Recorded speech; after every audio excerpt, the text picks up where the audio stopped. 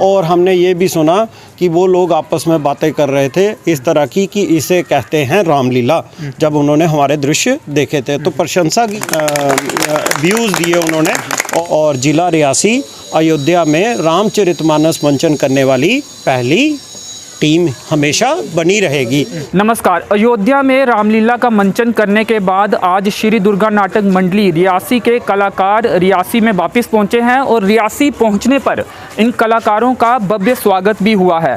पुष्प वर्षा भी इन पर की गई है और संजीव खजूरिया जी और अन्य कलाकार भी हमारे साथ अभी इस समय मौजूद है और वो लोग में मौजूद हैं जिन्होंने इनका स्वागत किया है। संजीव खजूरिया जी से बातचीत करते हैं कि कैसा अनुभव रहा अयोध्या का और क्या डिफरेंस था यहाँ की रामलीला का और वहाँ की रामलीला का। सबसे पहले अनुभव कैसा रहा? आप रियासी में रामलीला करते आए हैं, अब सीधे अयोध्या जाके रामलीला करना, क्या परिवर्तन आपको वहाँ और यहाँ के मंच में देखने को मिला?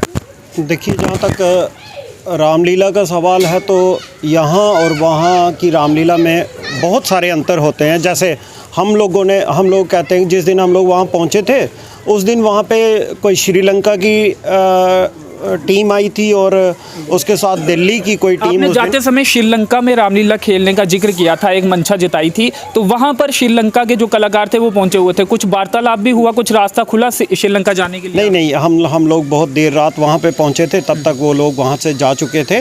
तो हमें बाकी जो वहाँ पे कार्यकर्ता थे उनसे ये ज्ञात हुआ।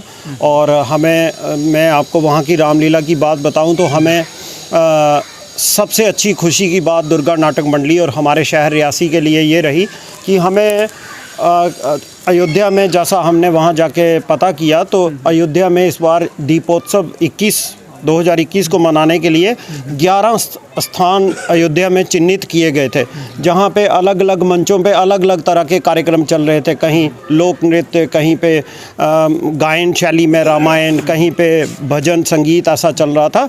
तो हमें जहाँ पे मौका मिला उसे बड़ी देवकाली मंदिर बोलते हैं और मैंने ये पता किया कि ये मंदिर, इसका इतिहास क्या है। तो मैं जान के मेरा दिल बहुत ज़्यादा खुश हुआ कि वो जो मंदिर था बड़ी देवकाली जो है वो भगवान श्री राम की कुल देवी का मंदिर है। उसके प्रांगण में हमें मंच मिला था, ओपन मंच था, जैसा हम लोग रामलीला के जो हमारा स्टाइल है वैसा मंच वहाँ नहीं था, ओपन मंच था और हमें गो थ्रू ही करना था। तो हमारे लिए दूसरी और खुशी की बात ये रही कि हमें जब उन्होंने वहाँ गए तो हमारे साथ बातचीत हुई।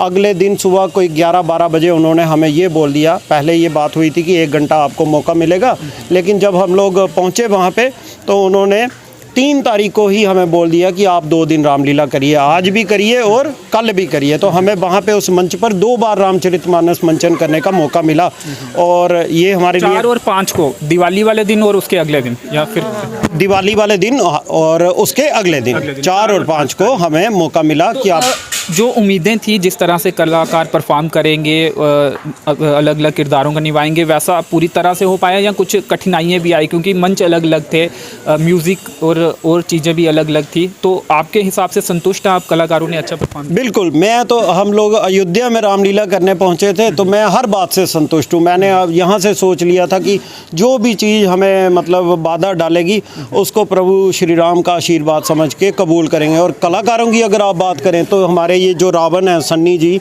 महादेव वाले, इनको शायद मंच से उतरते समय कोई 1 घंटा लग गया था, इतने लोग इनके साथ फ़ोटो खिंचा रहे थे। तो इसी तरह से ये जो शबरी का इन्होंने किया है, ये जो सुनीता खड़ी हैं, इन्होंने शबरी का किरदार किया था तो लोगों ने बहुत ज़्यादा सराहा। इसी तरह ये भी सीता बनी थी, वो भी सीता बनी थी, ये हमारी वेदवती थी और ये मंच पे सूत्रधार के रूप में कार्य किया इन्होंने। आपने कुछ महिला कलाकारों का जिक्र किया, एक वक्त ऐसा भी था कि महिला कलाकार नहीं मिलते थे।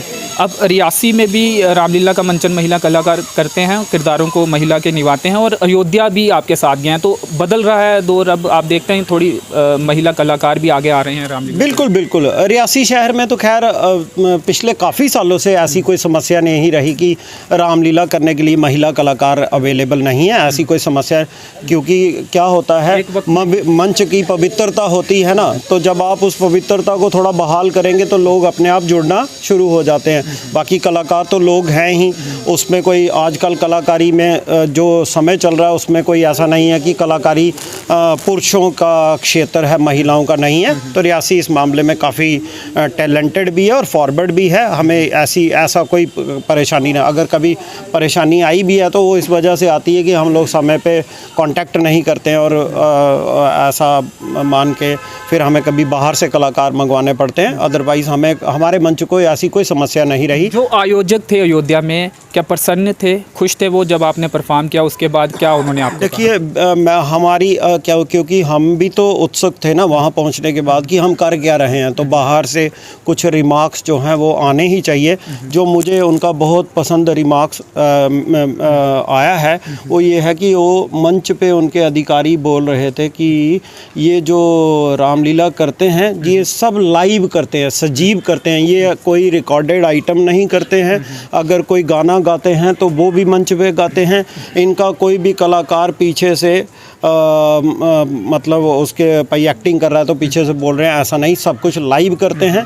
और हमने ये भी सुना कि वो लोग आपस में बातें कर रहे थे इस तरह की कि इसे कहते हैं रामलीला, जब उन्होंने हमारे दृश्य देखे थे। तो प्रशंसा की जहाँ तक बात है तो हमारे लिए काफ़ी अच्छे व्यूज़ दिए उन्होंने। और मुझे क्योंकि हम भी ऐसी बातों से परिचित नहीं थे कि वहाँ पे ये जो फेस्टिवल है, ये जो फंक्शन है वो किस रूप में मनाया जाता है, कब शुरू होता है, उसका उचित टाइम क्या होना चाहिए। तो मुझे दिल में लगा कि हो सकता है हमें टाइम सबसे लास्ट में मिला हो, ऐसा मुझे। लेकिन वहाँ पे पता चला कि वहाँ पे हर एक चीज़ के ऊपर नज़र रखी जाती है, सामने नहीं आया जाता लेकिन नज़र हर चीज़ के ऊपर रखी जाती है।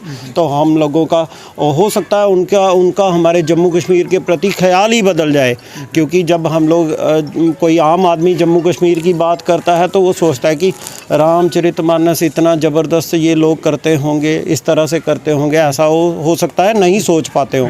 तो और दूसरा जो मेरे से वहाँ पे ही अयोध्या में ही कम से कम 3-4 अच्छे लोगों ने ये संपर्क किया कि अगर आपको फिर से बुलाना हो तो बताएं क्या करें अब हम। तो मैंने कहा फ़िलहाल तो हम घर जाएंगे, उसके बाद आप बुलाएं तो हम लोग उसके ऊपर सोचेंगे कि कठुआ से भी कुछ कॉल्स आई। हाँ, क्या कठुआ में जाएंगे? मुझे कल दिन भर बहुत सारे लोगों ने बताया और कठुआ से कॉल भी आई कि 13-14 को वो कोई कंपटीशन करवा रहे हैं, तो उसमें तो उसके ऊपर अभी हम लोग आपस में ज़रूर बातचीत करनी चाहिए, क्योंकि हम लोग सब कामकाजी लोग हैं तो थोड़ा बहुत परिवार भी देखना पड़ता है। अयोध्या में जहाँ तक रामलीला का मामला था तो वो हमारे लिए एक भावनात्मक पहलू था। रामलीला तो चलो हमने सोचा कि हम खेलते ही हैं जैसे तैसे करके भी, हमने कोविड के दौरान भी रामलीला बंद नहीं होने दी, पिछले साल भी बंद नहीं होने दी। तो लेकिन अयोध्या का जो रामचरितमानस का मंचन था वो हमारे शहर के लिए, हमारे शहर के लोगों के लिए, हमारे राज्य के लिए एक इतिहास बनेगा। इतिहास बाद में बनता है तो बनेगा वो, क्योंकि दुर्गा नाटक मंडली रियासी और ज़िला रियासी अयोध्या में रामचरितमानस मंचन करने वाली पहली टीम हमेशा बनी रहेगी। तो ये हमारे लिए जम्मू कश्मीर से पहली टीम बनी रहेगी। अब आपको लगता है कि कलाकारों को और आसानी होगी और अच्छे से वो किरदारों को निभा पाएंगे, क्योंकि भगवान श्री राम अयोध्या में रहते थे और वनवास काट कर वहाँ पे वापस आए थे। दिवाली भी इसलिए मनाई जाती है और सरजू नदी को भी आपने देखा है प्रत्यक्ष रूप से। और रामलीला मंचन जितने भी कलाकार करते हैं उन्हें ज़रूर एक बार अयोध्या का दौरा करना चाहिए। बिल्कुल करना चाहिए। हम में से बड़ी अजीब सी बात थी कि हमारी रामचरितमानस का मंचन 100 साल को क्रॉस कर चुका है और हम में से बहुत ज़्यादातर लोग अभी तक अयोध्या गए ही नहीं थे। लगभग कोई इक्का दुक्का कोई गया हो तो पता नहीं, लेकिन नहीं गए थे। तो हमारे अब जो आते समय की बातें हैं, हमारे कई ऐसे लोग हैं जिनको मैंने बोला था कि जाना है तो जाना है, हालांकि वो ना नुकर कर रहे थे, लेकिन अब आते समय उन्होंने मुझे क्लियर कर दिया कि अगर हम लोग ना गए होते तो जीवन भर पछताते।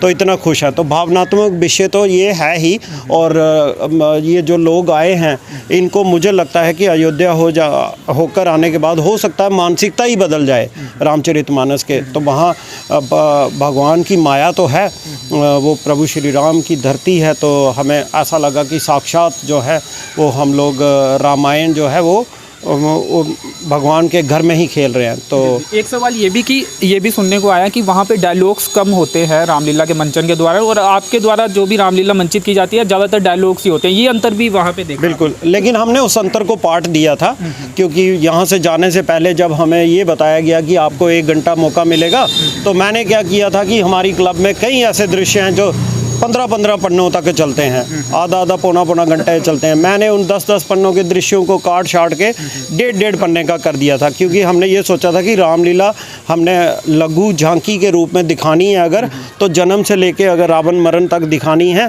तो अगर हमें मौका नहीं मिलेगा तो हम कैसे दिखा पाएंगे। तो हमने भी उसमें कटाई शटाई की थी। लेकिन वहाँ की अगर बात करें तो वहाँ पर क्या होता है, कुछ लोग नृत्य के रूप में आते हैं मंच पे और एक्शन करके बताते हैं, पीछे से बोला जाता है वो गायन के रूप। हाँ, तो ऐसा है। और हमारा क्या है कि अगर गायन है तो भी मंच पर है, अगर संवाद है तो भी मंच पे है, जिसका उन्हें भी बहुत अच्छा लगा। उन्हें भी लगा कि नहीं, इनका जो स्टाइल है वो बहुत ही अच्छा है। और सिर्फ अब जो हमें वहाँ जाने के बाद अगर कोई कमी नज़र आई हो तो वो भी सामने, जैसे हम लोग जो है कई ऐसे दृश्य करते हैं जिनमें बहुत ज़्यादा उर्दू संवादों का, उर्दू वर्ड्स का इस्तेमाल है जो वहाँ के लोग नहीं समझ पाते हैं। तो इसलिए हम लोग भी कोशिश करेंगे भविष्य। हाँ, तो हम लोग कोशिश करेंगे कि हम लोग उस तरह को भी चैलेंज के रूप में स्वीकार करके सुधार कर पाएँ, और भविष्य में अगर हमें अच्छे मौके मिलते हैं, जैसा अगर मैंने जाते समय बोला है आपको, तो वो भी मैं, ऐसा नहीं है कि पूरी तरह से हवा में बोला है, वो मेरा एक प्लान है, थीम है। मौका मिलेगा तो उसको भी सत्य कर देंगे। जी, श्रीलंका का रास्ता उम्मीद करते हैं आपके लिए खुले और वहाँ जाकर भी आप रामलीला का मंचन करें। अंतिम सवाल, भव्य स्वागत आपका रियासी में हुआ, अब कैसा महसूस आप कर रहे हैं तमाम कलाकार? बहुत, मैं अपने शहर के लोगों का आज के दिन पर मुझे ऐसा, मतलब मेरी आंखों में, जब हम लोग अड्डे से निकले हैं तो हम इस काबिल नहीं, लेकिन मेरी आंखों में आंसू आ गए थे कि मतलब मुझे भावनात्मक दृष्टि से ये बड़ा ऐसा लगा कि नहीं, हमारे पीछे पूरा शहर खड़ा है। तो मैं अपने शहर वासियों का, जो भी लोग इस चीज़ को प्रमोट कर रहे थे, हमें देख रहे थे, हमारे लिए इंतज़ार कर रहे थे, पूरी टीम के लिए इंतज़ार कर रहे थे, क्योंकि काम है टीम का, ये टीम वर्क है। मैं सिर्फ इसमें क्या करता हूँ कि सबको जोड़ देता हूँ कि इधर से इधर कोई काम सब देख लेता हूँ कि ओवरव्यू करके कि हाँ चल पाएगा या नहीं चल पाएगा, अगर कमी है तो उसका सुधार करता हूँ। बाकी ये टीम वर्क है, इन लोगों की मेहनत है, इनकी वजह से ये काम असंभव है। मैं अकेला बहुत भी ज्ञानी हूँ तब भी मैं अकेला रामलीला नहीं कर सकता हूँ। तो इन लोगों की मेहनत है, मैं इनको भी नमस्कार करता हूँ, नमस्ते करता हूँ कि इन्होंने मेरा साथ दिया मौके पर। और शहर के लोगों को तो मेरा आप सोचें कि नमन ही नमन, लेट कर नमन है कि उन्होंने हमें सराहा, सहयोग दिया। धन्यवाद। तो श्री दुर्गा नाटक मंडली रियासी के कलाकारों द्वारा अयोध्या में जाकर 2 दिन तक राम जन्म से लेकर रावण वध तक रामलीला का मंचन किया है। हालांकि कम वक्त में पूरा मंचन दिखाया गया है, तो ऐसे में बहुत से जो डायलॉग थे उन्हें एडिट भी किया गया था। और अब आज के दिन जो दुर्गा नाटक मंडली के कलाकार हैं वो रियासी पहुंचे हैं और यहाँ पर उनका भव्य स्वागत किया गया है। नाटक मंडली रियासी के प्रधान संजीव खजूरिया जी ने ये कहा है कि उनकी इच्छा है, इससे पहले भी उन्होंने बात करते हुए ये कहा था कि उनकी इच्छा है कि एक बार श्री दुर्गा नाटक मंडली के कलाकार श्रीलंका में जाकर रामलीला का मंचन करें। ये उनकी इच्छा है, उन्होंने जताई है और इसके लिए वो कोशिशें भी करेंगे। तो चलिए फिलहाल इस कवरेज में इतना ही। मेरे सहयोगी के साथ मुझे दीजिए अनुमति। धन्यवाद।